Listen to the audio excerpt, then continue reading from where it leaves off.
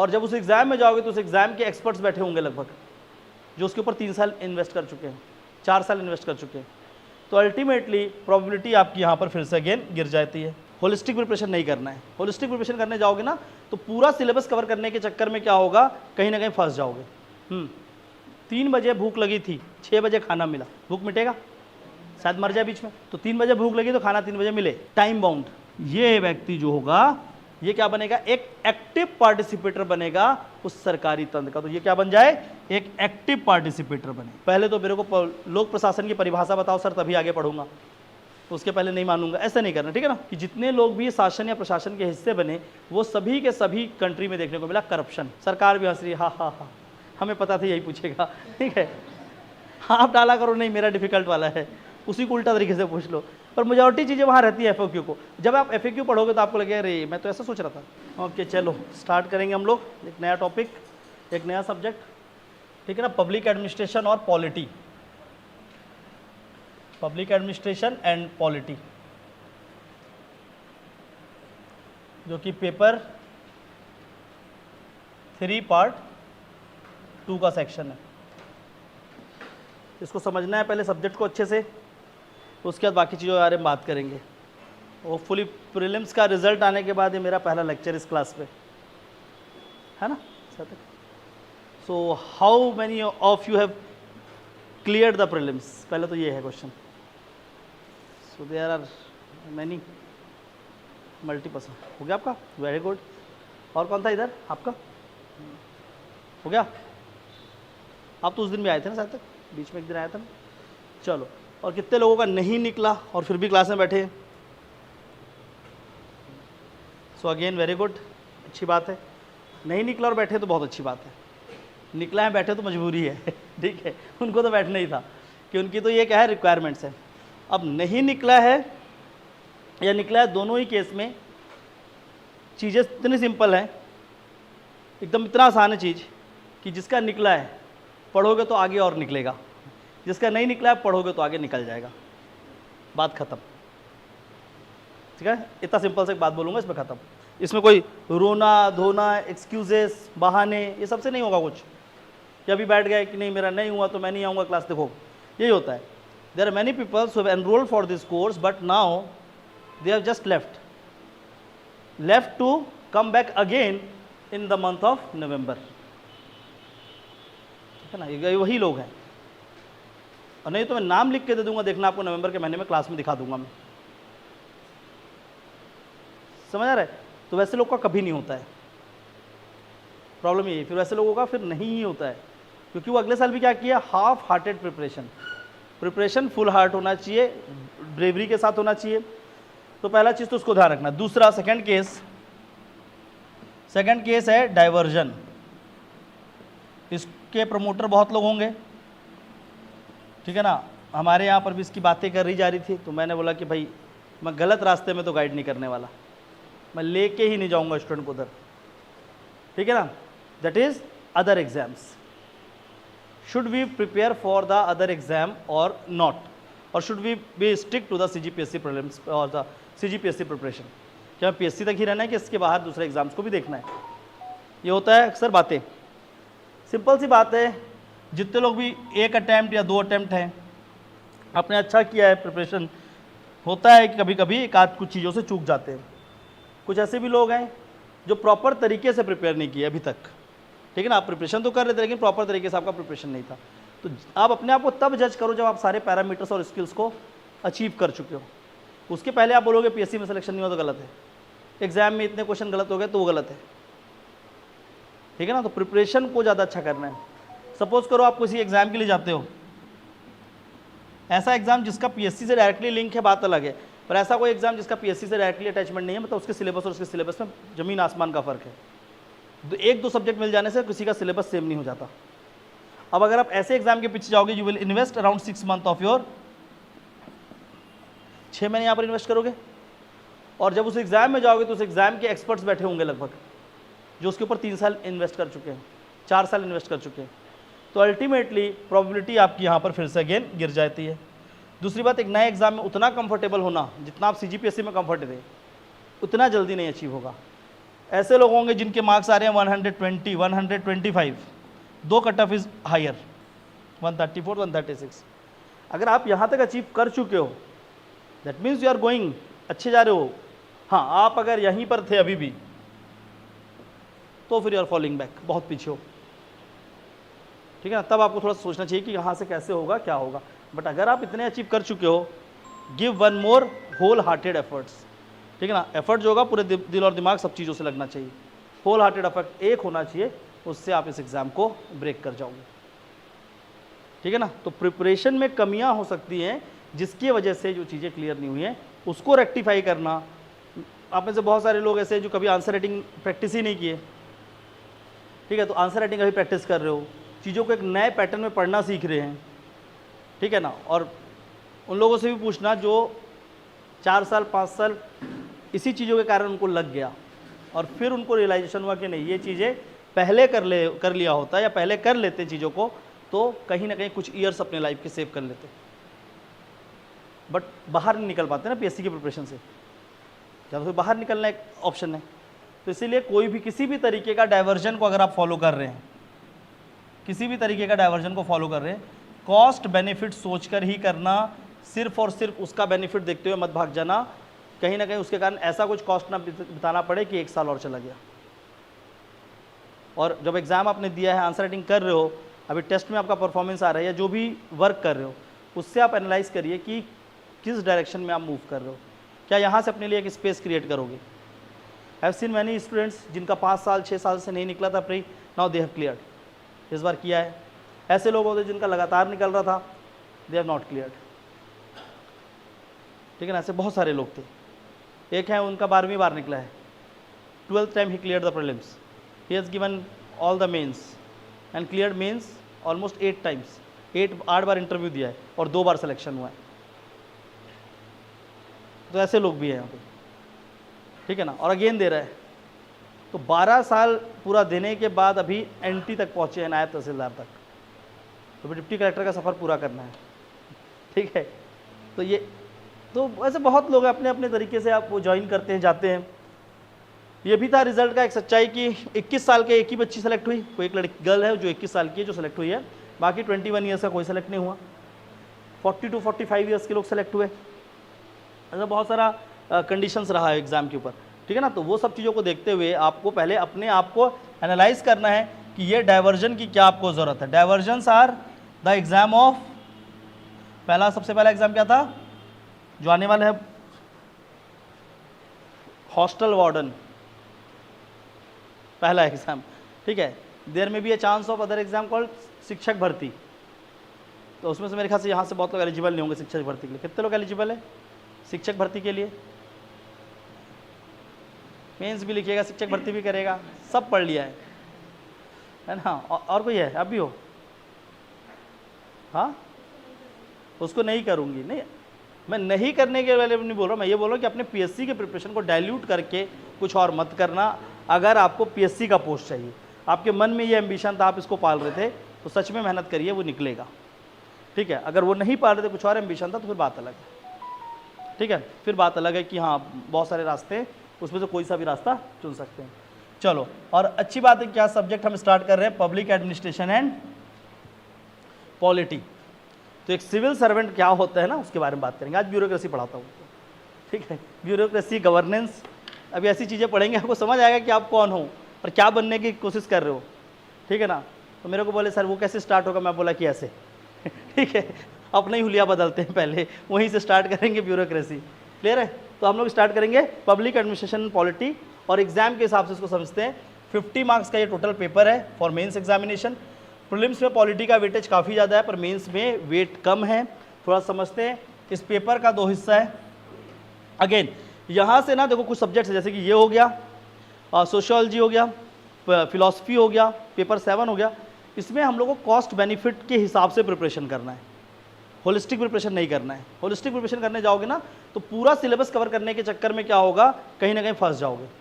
अब यहाँ से आपको सिलेबस में से कुछ हिस्से को क्या करना है, निगेट करना है, और निगेट करूँगा मैं, आपने on the basis of experience जो है मेरे पास, उसके हिसाब से मैं इसमें से टॉपिक आपके लिए शॉर्ट करूँगा, ठीक है ना, और उसको ही आप पढ़ोगे, उसको छोड़कर ज़्यादा में नहीं जाना है, बट स्टिल विल सी।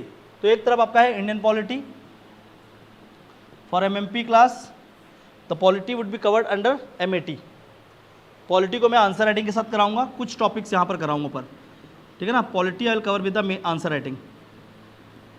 और ये जो क्लासेस है, इस क्लासेस में कवर करेंगे हम लोग मेनली पब्लिक एडमिनिस्ट्रेशन, पबएड,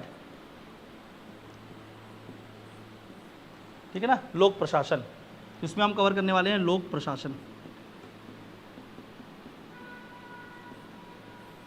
लोक प्रशासन के बारे में हम लोग यहाँ पर पढ़ेंगे, ठीक है। अब पॉलिटी का जो सेक्शन है, इसको मैं आपको पूरा का पूरा कवर कर दूंगा, किससे, आंसर राइटिंग से,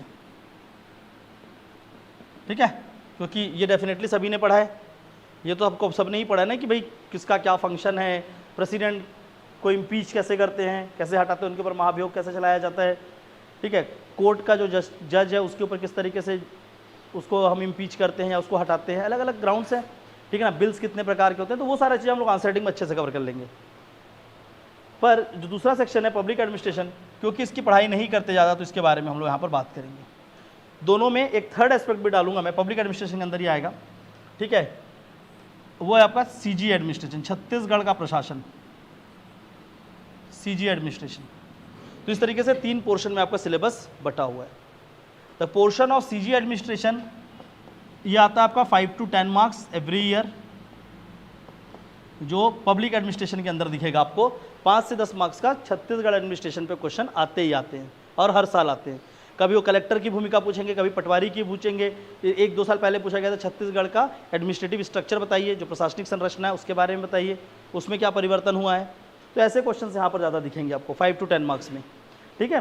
उसके बाद जो सेकेंड हिस्सा बनता है इंडियन पॉलिटी, ठीक है, जो पॉलिटी है वो आती है लगभग 22 से 25 नंबर का, 22 to 25 मार्क्स का पॉलिटी आता है, ठीक है। 22 से 25 नंबर से ज़्यादा पॉलिटी नहीं आ रहा है। और पॉलिटी में भी अगर देखोगे तो इसमें भी कुछ सेक्शन स्पेसिफाइड है जो क्वेश्चन में ज़्यादा पूछा रहे हैं। आप ये वाली क्लास भी करना है, अच्छा, एमएटी 6 बजे है, ये बैठना बैठ सकते हो इस क्लास में भी, 6 बजे, ठीक है। तो ये क्या आपका आंसर राइटिंग की class, sorry answer writing class. तो इसमें क्या आपका पॉलिटी में भी अगर आप क्वेश्चन देखोगे तो पॉलिटी के क्वेश्चंस क्या हैं जो पिछले साल मेंस में आ रखे हैं, वो ज़्यादा करके क्वेश्चन कुछ टॉपिक्स मेंशन उससे तो दिखते हैं, प्रेसिडेंट, गवर्नर, इससे, बट मेजॉरिटी क्वेश्चन जो बनता है वो पॉलिटी के अंडरस्टैंडिंग से बनता है, ठीक है। तो वो मैं क्वेश्चन आंसर पर कवर करूँगा। और पब्लिक एडमिनिस्ट्रेशन पबएड की बात करेंगे तो ये आता है लगभग 18 मार्क्स का, 18 मार्क्स से लेकर 20 मार्क्स तक का पबएड आता है, कभी कभी इससे भी कम हो जाता है। पब्लिक एडमिनिस्ट्रेशन इससे भी कम आता है, एक साल आया था केवल 12 नंबर का। तो आउट ऑफ 1400 मार्क्स ऐसा सब्जेक्ट जो 18 से 20 नंबर का है, उसको उतना ज़्यादा वेटेज नहीं देना है। बट हाँ, इसमें कुछ एकदम प्राइम टॉपिक है, वो तो आएंगे ही आएंगे एग्जाम में। मतलब इसमें भी ऐसा होगा, देखो कि क्वेश्चन कैसे आएगा, 4 मार्क्स का, पहले तो 2 मार्क्स के 2 क्वेश्चन आ जाएंगे, 2 मार्क्स के 2 क्वेश्चन, 4 मार्क्स का 1 क्वेश्चन, ठीक है। 8 मार्क्स का उनका मन किया तो वो दे देंगे, नहीं तो वो एक लार्ज क्वेश्चन जो 10 नंबर का वो एक दे देते हैं। तो एक इस तरीके से क्वेश्चन बन जाता है, ठीक है ना। या तो क्वेश्चन कैसे बनाते हैं, जैसे 4 मार्क्स, 4 4 8 और 10 18 मार्क्स। तो एक ये तरीके से पूछते हैं, या दूसरा कैसे पूछते हैं, 2 नंबर का 1 क्वेश्चन डाल देते हैं, ठीक है, फिर 8 मार्क्स का क्वेश्चन डाल देते हैं 2, तो ये हो गया 18 मार्क्स। तो इस तरीके से क्या करते हैं, क्वेश्चन को वो वेरी कर देते हैं। और एक चीज़ ये होता है कि एक क्वेश्चन ऐसा भी होता है कि जो पॉलिटी के साथ और में आता है, पबएड का, अगर आप पेपर का एनालिसिस करेंगे तो और में एक ऑप्शन रहेगा कि इसमें से या उसमें से, दोनों में से कोई एक कर लीजिए, ठीक है। तो इस पूरे के पूरे सब्जेक्ट्स का पहले ना एक पूरा अच्छा सा एनालिसिस कर लेते हैं पब्लिक एडमिनिस्ट्रेशन का पढ़ने से पहले, ताकि ये सब्जेक्ट आपको अच्छे से क्लियर हो जाए। लोक प्रशासन, पब्लिक एडमिनिस्ट्रेशन, सिलेबस है किसी के पास? हाँ, just give me the syllabus.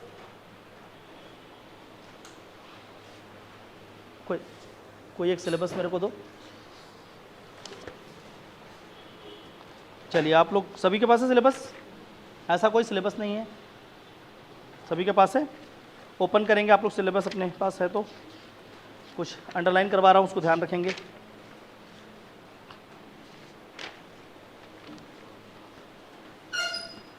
Thank you.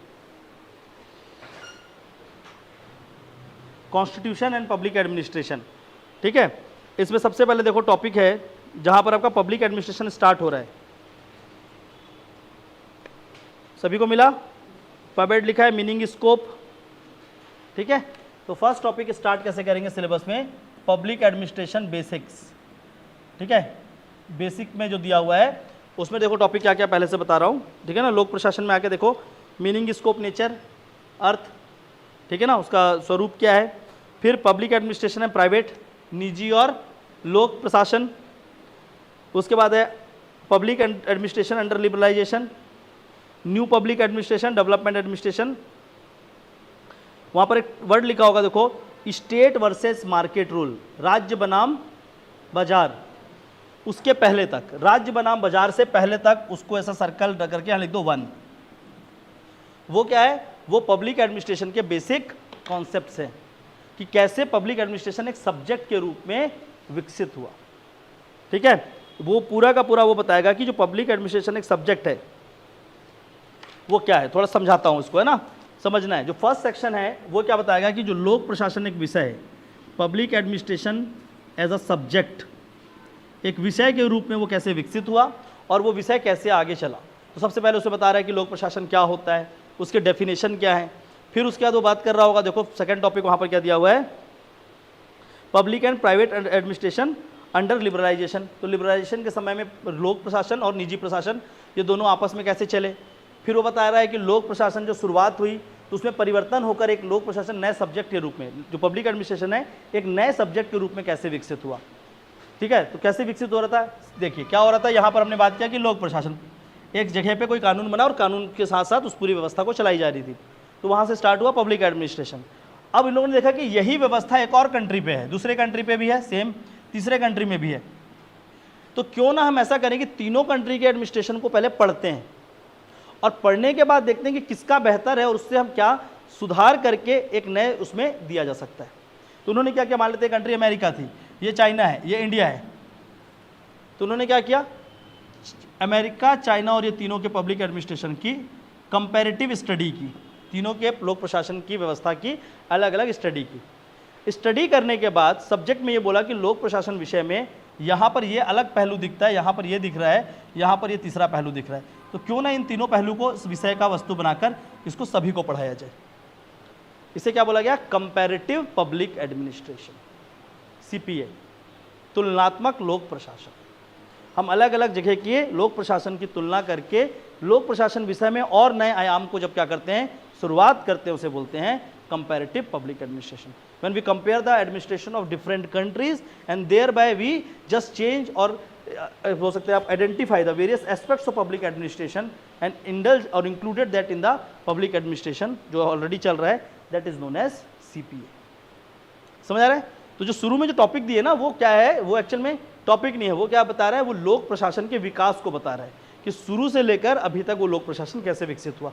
तो एक सेक्शन ये बनेगा, इस सेक्शन से हार्डली क्वेश्चन आएगा 4 नंबर का, और एक आध बड़ा आया तो आया, वो आएगा मिनू ब्रू कॉन्फ्रेंस 1 और 2, वो मैं एकदम अच्छे से करा दूंगा। अगर आया क्वेश्चन तो एक ही आ सकता है, मिनी ब्रू कॉन्फ्रेंस 1 और 2, ठीक है ना, या मैकेंस्की आ जाएगा, एक आध दो ही थ्योरी आ सकती है, उससे ज़्यादा कुछ नहीं। तो फर्स्ट तो हटा देते हैं, इसको साइड करो, जो इसके मेजर टॉपिक है उसको समझते हैं, ठीक है ना। अब उसका वहाँ पर से चालू होता है सेकंड एस्पेक्ट। सेकंड एस्पेक्ट आता है स्टेट वर्सेस मार्केट रूल। तो मैं कुछ आपको पहले थ्योरीज बताता हूँ, इन थ्योरी को पढ़ना ही है और यही थ्योरी एग्जाम में क्वेश्चन में आएंगे, ठीक है ना। पहले से ध्यान रखना, यहाँ लिख दे रहा हूँ, इन टॉपिक को कुछ करो मत करो पब्लिक एडमिनिस्ट्रेशन में इन टॉपिक को पढ़ के चले जाना, आपका 18 मार्क्स में से 14 मार्क्स से क्वेश्चन बन जाएंगे, श्योरिटी से बन जाएंगे। लिख लो इन टॉपिक्स और सिलेबस के टॉपिक हैं। नंबर 1, रूल ऑफ लॉ, विधि का शासन, विधि का शासन। इसको आप पॉलिटी में भी पढ़ते हैं, पॉलिटी में आर्टिकल 14 के अंदर पढ़ते हैं, rule of law by A V Dicey, ये वही है।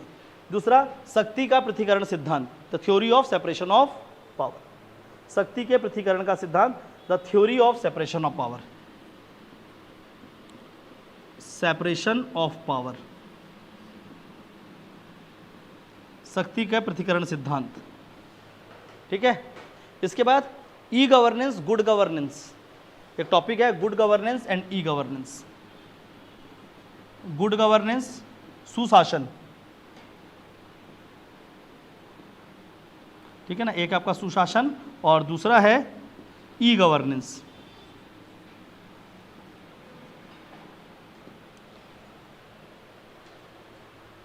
क्लियर है रहा है?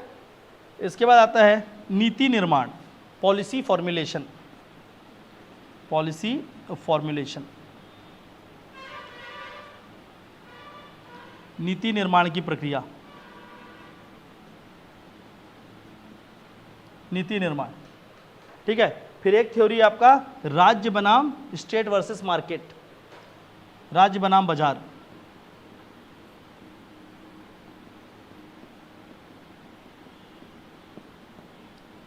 State versus market. क्लियर है? तो ये वो टॉपिक है जिसमें से क्वेश्चन आएगा ही आएगा एग्जाम पे।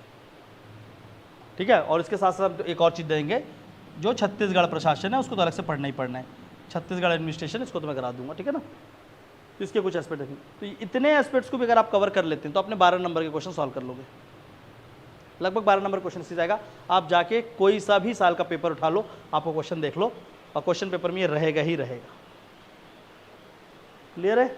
मेंस की बात कर रहा हूँ, बाकी पढ़ेंगे तो हम लोग सभी चीज़ों को, पर ये मेजर टॉपिक होना चाहिए।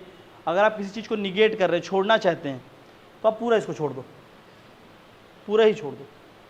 एग्जाम आएगा तो ब्रेव रहना है कि नहीं इसको हम नहीं करेंगे, मैं करा दूंगा, उतना पढ़ लो, भले कि ये क्वेश्चन आएगा छोड़ दूंगा एग्जाम में। इतना ब्रेवरी से जाना है कि एक 4 नंबर के क्वेश्चन के लिए मैं लगभग 50 पेज का नोट्स तो नहीं पढ़ने वाला, और 10 का भी आएगा तो भी नहीं पढ़ूंगा।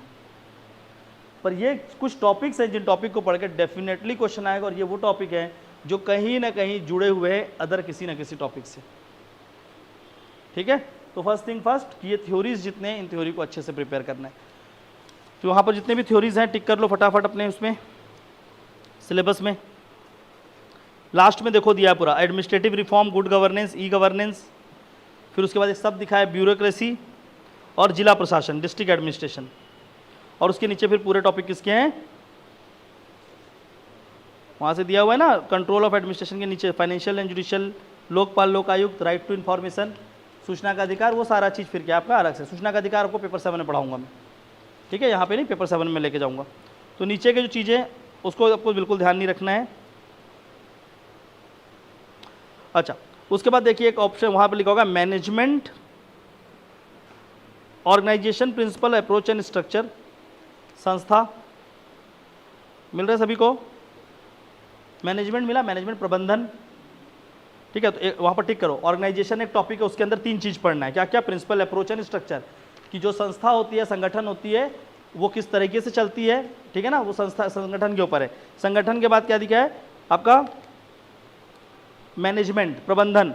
तो प्रबंधन के क्या क्या अंक को देखना हमको, तो एक प्रबंधक के पास क्या क्या होना चाहिए, मैनेजिंग जो कर रहा होगा उसमें क्या होगा, कोई भी अगर कंपनी बोले, देखो सपोज करो एक कंपनी है, मान लेते हैं ये कोई एक कंपनी है, तो थोड़ा समझ लो है ना, ये कोई कंपनी है या कोई भी एक बॉडी है, इसको मैंने बोल दिया संगठन, ऑर्गेनाइजेशन। तो पहला आपको ऑब्जेक्टिव क्या दिख रहा है कि जो ऑर्गेनाइजेशन है ये क्या होता है, ये संगठन क्या है, इसकी संरचना क्या है, ये किस प्रिंसिपल से रन होना चाहिए। ठीक है ना, इसके कानून क्या होंगे, नियम क्या होंगे, उसके बारे में उस संगठन के। फिर इसी संगठन का एक लोग क्या हो रहा होगा, इसका मैनेजमेंट हो रहा होगा। ऑर्गेनाइजेशन मतलब होता है एक रूल, उस रूल से चल रहा है सब कुछ। और फिर एक होता है मैनेजमेंट, मतलब जो व्यक्ति हैं वो व्यक्ति उस रूल को कैसे फॉलो करेंगे, कौन ऊपर होगा कौन नीचे होगा। तो इसके नीचे क्या आएगा, इसी संगठन का कोई व्यक्ति क्या होगा जो यहाँ पर इस पूरे रीजन को मैनेज कर रहा होगा। तो पहले इसने टॉपिक क्या दिया है, संगठन। संगठन के बाद क्या दिया है, प्रबंधन, कि उसी संगठन का प्रबंधन किस रूप से किया जाएगा। प्रबंधन के लिए क्या होगा, सबसे पहले बात एक प्रबंधक होगा, लीडर होगा उसका, और लीडरशिप की क्वालिटी क्या होगी जो उसको मैनेज करेगा। तो पहला टॉपिक क्या दिया है, लीडरशिप। समझ आ रहा है? उसके बाद क्या दिया है, पॉलिसी डिटर्मिनेशन, डिसीजन मेकिंग, है ना, कि पॉलिसी क्या नीति बनाया जाएगा। तो यही ये मैनेजर है, अब इसके साथ क्या होंगे, 4 से 5 लोग होंगे, वो आपस में बैठ कर निर्धारित करेंगे कि नीति का निर्माण कराया जाएगा तो किस बेसिस पे किया जाएगा, कौन सी पॉलिसी बनानी है। ठीक है ना, अब सपोज कर लो आप लोगों को मैंने शिक्षा की एक नीति बनाइए, आप एक संगठन के हिस्से और आपको बोल रहा हूँ कि शिक्षा के लिए कोई एक नीति बनाओ, तो डेफिनेटली आपको सारे एस्पेक्ट्स खोजने पड़ेंगे कि हाँ ये एजुकेशन में कमियां हैं, ये एजुकेशन में एडवांसमेंट चल रही है दुनिया भर में, ये चीज़ें लानी पड़ेगी, तब हमारे यहाँ के बच्चों की एम्प्लॉयबिलिटी बढ़ेगी। ठीक है ना, वो रोजगार पाएंगे। तो आप क्या करोगे, एक ऐसा नीति का निर्माण करोगे, नियोजन करोगे जिसमें सभी पहलू हों। तो उन सभी पहलू के लिए क्या करना होगा, इस प्रबंधन में जितने लोग हैं वापस में बैठकर क्या करेंगे, पॉलिसी को सबसे पहले डिटरमाइन करेंगे कि कौन सी नीति बनानी है, साथ में उससे संबंधित जो भी निर्णय है, डिसीजन मेकिंग है, उसका काम करेंगे। तो मैनेजमेंट का काम क्या होता है, पॉलिसी डिटर्मिनेशन, कि हम कौन सी, संगठन का काम नहीं होता वो, संगठन तो वो व्यवस्था की बात हो गई, ये वो स्ट्रक्चर की बात होगी, उसके अंदर जो लोग हैं वो मैनेजर है, वो मैनेजमेंट है। तो वो क्या डिसाइड करेगी कौन सी पॉलिसी बनेगी, किस तरह का डिसीजन लिया जाएगा, कैसे हमारे को क्या करना है, एक जगह से दूसरे का कमांड पहुंचाना है, जिसको बोलते हैं हायरार्की, पद सोपान। ये क्वेश्चन कई बार आएगा, व्हाट इज हायरार्की, ठीक है ना, why it is important in bureaucracy, bureaucracy में पद सोपान का क्या अर्थ है या क्या महत्व है, ऐसे क्वेश्चन अक्सर आते हैं, कहीं कराऊंगा, है ना। पहले ये समझा दे रहा हूँ कि टॉपिक क्या है। फिर इंस्ट्रूमेंट ऑफ एडमिनिस्ट्रेटिव मैनेजमेंट, ठीक है ना, तो जो प्रशासनिक प्रबंधन है उसके लिए हमें क्या क्या करने की ज़रूरत होती है, जिसमें एक वर्ड दिखा है कोऑर्डिनेशन, आपस में हम लोगों को क्या करना है, कोऑर्डिनेट करना है। तो कोऑर्डिनेशन के लिए कैसा होता है, डेलीगेशन, डेलीगेशन मतलब हम जो अपने कार्य हैं वो अपने से नीचे जो सब ऑर्डिनेट हैं उसके द्वारा करवाते हैं, उसको बोलते हैं डेलीगेशन। मिल रहा है सभी को, प्रत्यायोजन लिखा है हिंदी में, प्रत्यायोजन मतलब होता है डेलीगेशन, क्लियर है। तो उस तरीके की चीज़ें वहाँ पर मेंशन किया गया है। कम्युनिकेशन, ऑब्जर्वेशन, मोटिवेशन, फिर उसके बाद चालू हो जाता है जो टॉपिक मैंने बताया था आपको अभी इंपॉर्टेंट, तो वो सारे के सारे टॉपिक मेंशन, क्लियर हो रहा है। तो ये पब एड के टॉपिक्स हैं और बाकी क्या है, पॉलिटी के टॉपिक है। एक टॉपिक पब एड में मैं और मेंशन करके पढ़ाऊंगा आपको, ठीक है ना, जैसे कि यहाँ पर कुछ टॉपिक दिए नहीं गए पर क्वेश्चन पूछा जाता है, मैकेंस्की 7S मॉडल, जो ब्यूरोक्रेसी या किसी भी ऑर्गेनाइजेशन की एफिशिएंसी को सही करने के काम आती है। ऑफिस में जाना तो उसको बुला के आता अश्वनी को, ब्यूरोक्रेसी या किसी भी एफिशिएंसी को वो चेक करने के काम आती है। ये ले लो, आप टिक कर लो। पेन भी दिए थे क्या, कुछ तो टिक किया फिर नहीं किया। चलो, तो हम लोगों को सबसे पहली बात यह है कि हम इसको स्ट्रेटेजिकली पढ़ेंगे, ना कि पूरा का पूरा स्टार्ट की पहले तो मेरे को लोक प्रशासन की परिभाषा बताओ सर तभी आगे पढ़ूंगा, उसके पहले नहीं मानूंगा, ऐसा नहीं करना, ठीक है ना। कहाँ है वो, कहाँ है सोनी, प्रिंट निकालने बोला तो कुछ तो लेने गया क्या, पूछो कर, फ़ोन करके पूछ लेना, ठीक है। तो देखो यहाँ पे इसलिए बोल रहा हूँ कि पब्लिक एडमिनिस्ट्रेशन सब्जेक्ट को हम लोग कुछ इस तरीके से पढ़ेंगे, टॉपिक ओरिएंटेड जाते हैं और जो जो मेजर टॉपिक उसको पहले करके ख़त्म कर देते हैं।